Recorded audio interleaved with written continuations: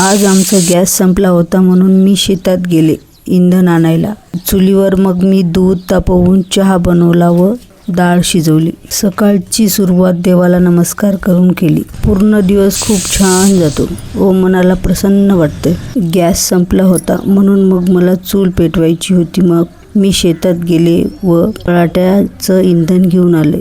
सकाळची वेळ चहाची होती म्हणून मग मी पहिले चूल पेटवली, त्यावर दूध तापवायला ठेवलं। तापवलेलं दूध थोडंसं बाजूला ठेवलं। पातेल्यात मग चहा पावडर, साखर टाकून चहा बनवला। मिस्टर चहाची वाट बघतच होते। तेवढ्यात चहा बनून तयार झाला होता। मिस्टरांना चहासोबत बिस्किट पाहिजे होतं म्हणून मग चहा व बिस्किट घेतला। थोड्या वेळाने मिस्टर बाहेर गेले। चुलीवर कुकरमध्ये तुरीची डाळ शिजवून घेतली। शिजवलेल्या तुरीच्या घट्ट डाळीमध्ये चटणी, मीठ, हळद, कच्ची कैरी, लसूण, जिरं, कांदा, तेल टाकून मिक्स केलं व पोळीसोबत मी आणि मिस्टरांनी खाऊन घेतलं।